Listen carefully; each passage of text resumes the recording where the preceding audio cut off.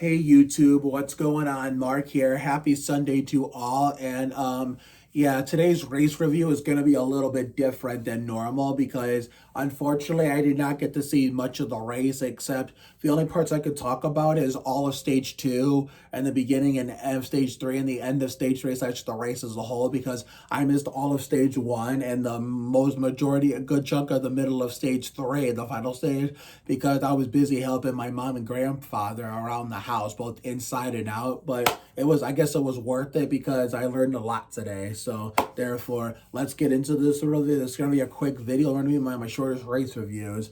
So I'll start in chronological order how I started. So when I started watching at the beginning of stage two, then it wasn't a very exciting stage two. That's will be more of a stage two recap more than anything. So it just sucks that this man broke something and wrecked the son of a bitch in the turns 3 and 4. And I was about to shit my pants because one of my other homie, Riley Herbst, from the fucking 35 had something to do with it. And they were just running, two of my homies were running side by side, and it was a major sigh of relief for me as both a Nemechek and a Herbst fan, because no, they never even even banged together. Like, Herbst never touched Nemechek, so at least I have that to hang my hat as a fan of both. But it just sucked to see Nemechek's luck finally run out after all these good weeks he's had. I mean, first the top 10 streak ended last week at Bristol. Now this week the run of good luck of consecutive weeks of good luck has finally ended. But hey, all good things must come to an end. Nothing lasts forever. But now we just got to look forward as a JHN fan and a Petty Enterprises fan to start a new streak at the Banquet 400 in Kansas next Sunday. And that one I will be watching, even if it's not 80-some degrees and perfect weather, not a cloud in the sky, and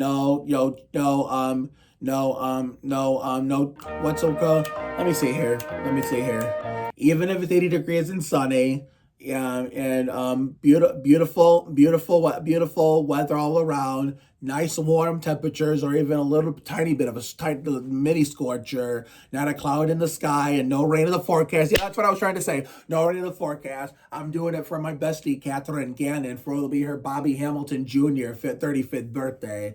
So I will be hopefully, really getting into that race, considering we're going to a better racetrack next week. Considering, I really can't say if the race was good, it was good or bad, because I didn't see it all. All I can say was stage two. The part I did see was actually exciting, besides JHN DNFing and almost having Riley with them.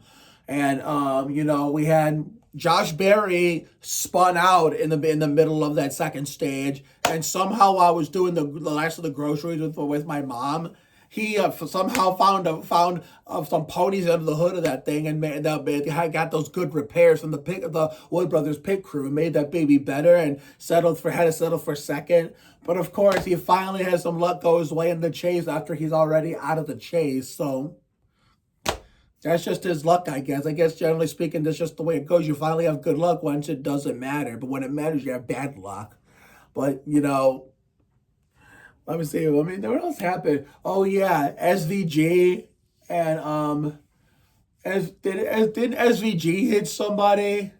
Oh yeah, that's what Josh Berry. So therefore, Josh Berry recovered to get that second place, but he had to work hard for it. He was having a good race before that. In between the first good run and the second and last good run, at the end when he finished second, he did get spun around by SVG. It was a typical Robbins racing incident. If, like Jeff Burton said in the NBC USA broadcast, if you're a Josh Berry fan, it's Shane Van Gisbergen's fault. If you're a Shane Van Gisbergen fan, that's right.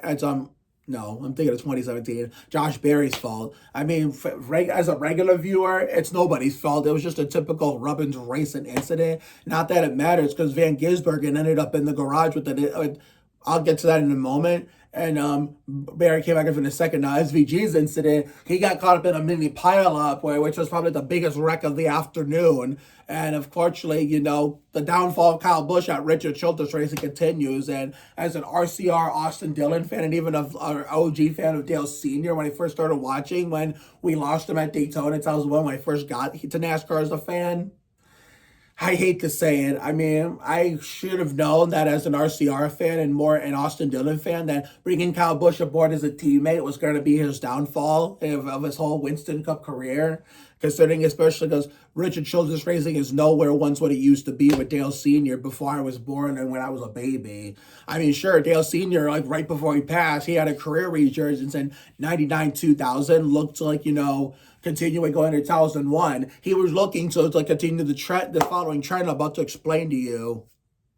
So in 1999, when Dale Jarrett won the championship, Bobby Labonte finished second. So in that next year, Bobby Labonte wins the championship. Dale Earnhardt Sr. finished second. So does that mean Dale Sr. wins the championship in 2001? Unfortunately, we will never know except for one way. Do an alternate history fan fiction in NASCAR Racing 4 on the computer. If I ever get that game, get my hands on that game again on a computer that plays computer discs. If a modern gaming computer that also plays older computer games that come in the form of discs, and I find all those car files and those mods that I found on websites that no longer exist that existed when I was in the Lenore house in Michigan. I know on those discs I have the NR4 files, and try to find out that way where he survives the Daytona 500 and has a breakout resurgence of a breakout season, which is probably his best season of his career resurgence from 1999 to potentially, if he was never killed at Daytona and survived the finish third like he was going to do, 2001 or beyond that point. Who knows? 2001 probably would have been the best year of his career resurgence from 99 up to that point. But sadly, we'll never know unless we try it for ourselves in our own way, how we think it would have looked like. But, and the only reason why they were still even, keep in mind when Dale Sr. was there, and even Mike Skinner, they were like an A plus when Dale Sr. was dominating, and then when Senior's dominance came to an end in the mid to late 90s, including his career resurgence, they were like an A minus team, even with Mike Skinner playing second fiddle in the number 31 car, the low Chevrolet Monte Carlo. But then when Dale was gone, and it was Harvick and Skinner, and then and Robbie Gordon, whoever else had Harvick as a team, Harvick was there like carrying RCR on his back in Dale's old ride, which is why they were like a B plus level team. And Harvick was a great driver, except as an RCR fan, I can admit with the fanboy cap off, RCR was holding him back. I mean, the only reason why he wanted to race for RCR to begin with before Dale was gone was to race with one of the great NASCAR's greatest drivers of all time, the 7-time champion Hall of Famer, Dale Earnhardt Sr., the number 3 GM Goodrich Service Plus Chevrolet Monte Carlo, in which, Harvick was going to be his and Skinner's team in a number 30 America Online AOL Chevrolet Monte Carlo. But then since Harvick moved into Dale's old ride after we lost him unexpectedly, that's when Jeff Green, took over and split time with his Busch Series Nesquik ride that everybody all knows and loves.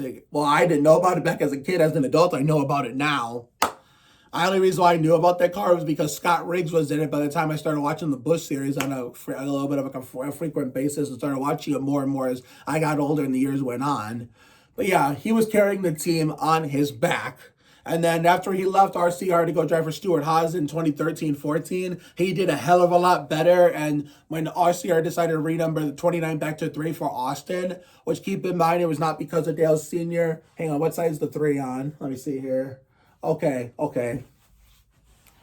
Yeah, this number right here.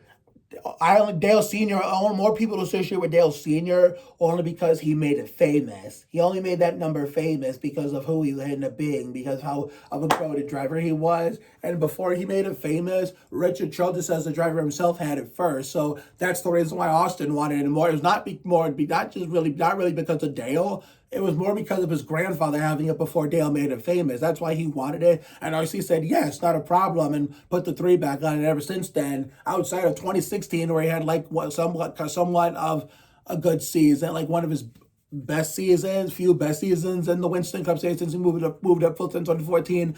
That team has been rock bottom. And so, yeah, the last time they won a championship was the year I was born, 1994, in Winston Cup with Dale Sr. I was a fucking baby back then. I was about to turn a year old, and Sr. won his last championship in Winston Cup, which was RCR's last Winston Cup championship. So I see why, people call RCR the Dallas Cowboys of NASCAR and current modern day NASCAR. Stuck in the past, has not evolved, not kept up with the times. I want to stick with the way it was in the old glory days. I have this my way or the highway mentality, which is what they used to do with Dale and Mike Skinner, and now they do it with Austin Dillon and Kyle Busch. Hell, RCR has been known to pick sides.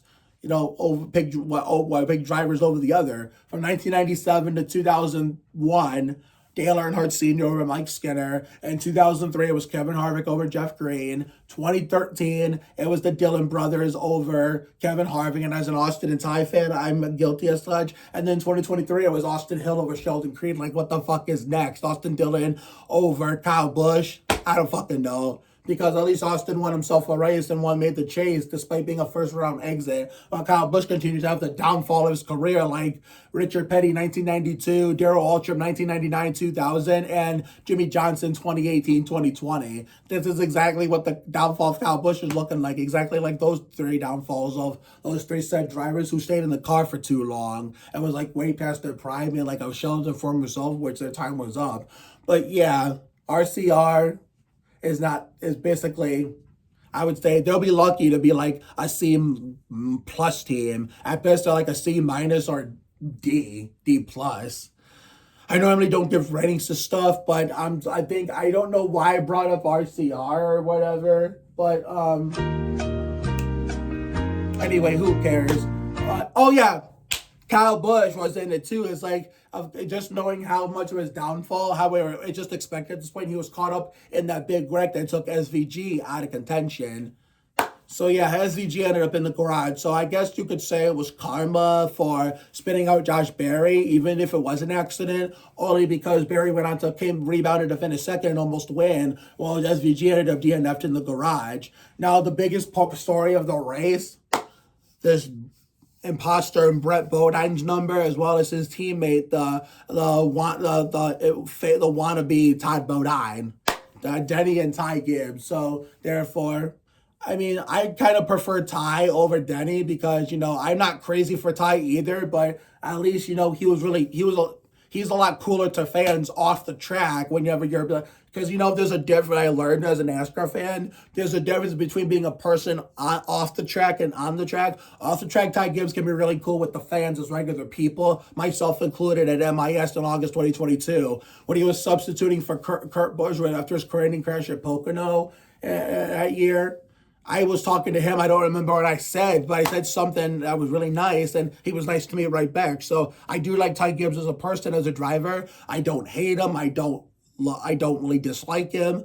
I don't even like or love him either. I'm not even neutral. I'm just not crazy about him.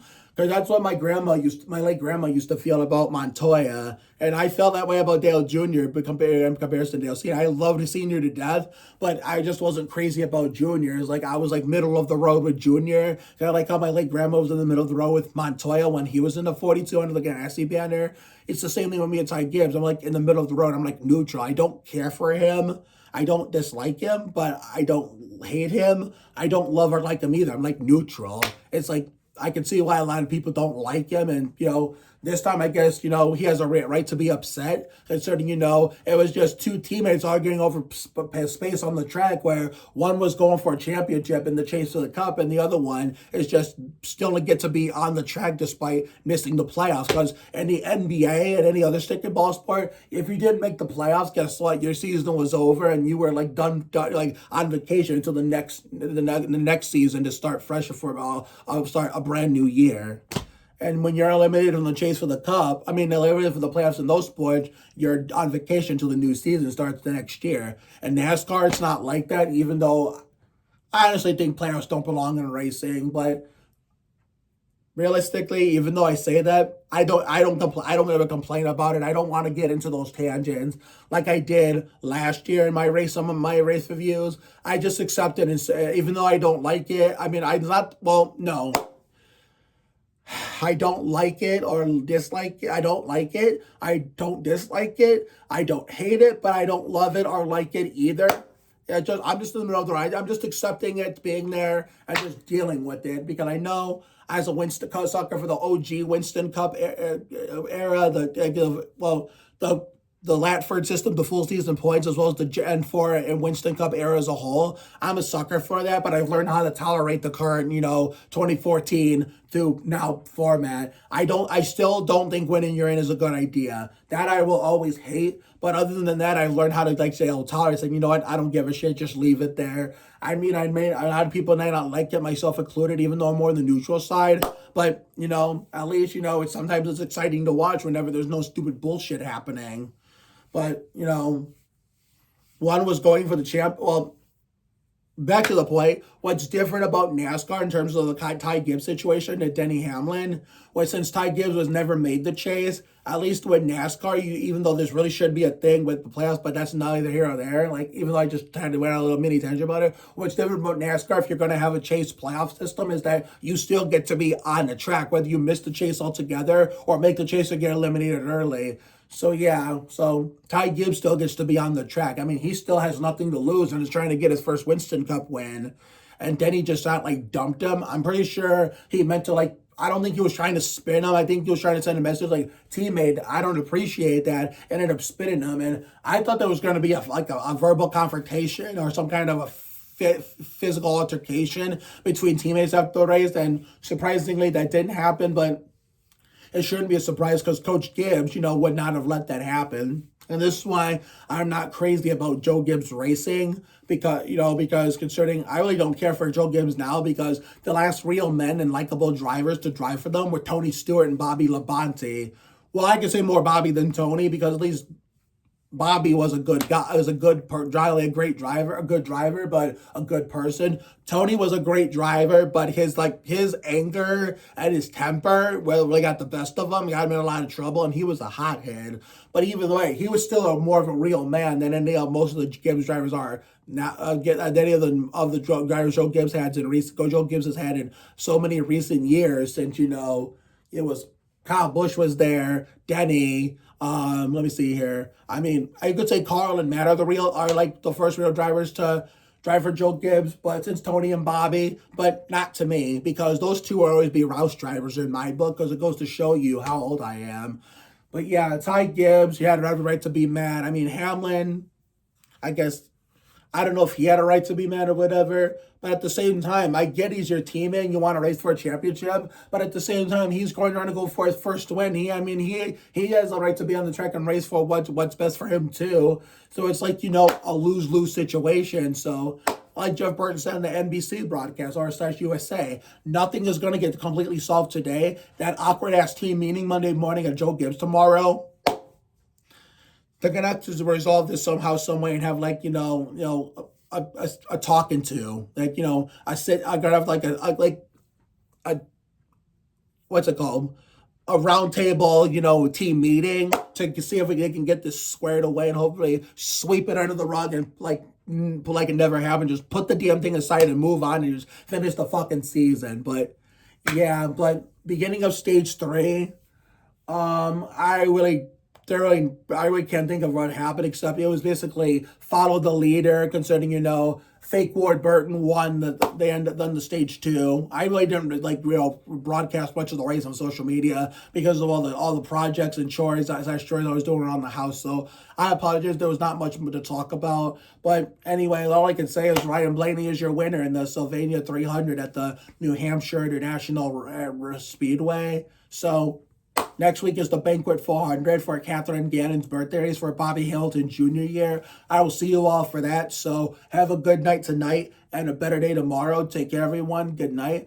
And I'll see you all for the next video, which will be the Cedar Point video, which was recorded yesterday, will be uploaded tomorrow. And then the news update video addressing the Bismack Biyombo re-signing to San Antonio with the Spurs, for what will be my upcoming 29th of 32nd year. But unofficially, Charles Bassey is no longer in San Antonio. He's in Atlanta now. But once the Spurs, the Hawks, and the NBA officially make it official, then we will address that in a YouTube video, whether it would be the one where we're going to talk about Bismack coming back to San Antonio, or we're going to combine that along with Bassey, talking about Bassey leaving to go to Atlanta. So it's not officially official that Bassey's in Atlanta. Once it's marked deemed official by the Spurs, Hawks, and the NBA, then we'll address it in a YouTube video and go on from there. But anyway, let's get the fuck off this thing. Stop rambling. Quit yapping. Just shut the fuck up and so hopefully get something to eat and hopefully start, get the Coke ready for the foreseeable future we're going to have it, putting it in the fridge. So it can be ice cold and ready to go for us to drink away. So therefore, see you all for the next 2 videos, maybe 3, before we get to the Catherine Gannon's birthday race at the Banquet 400 next Sunday afternoon. See you later, everyone.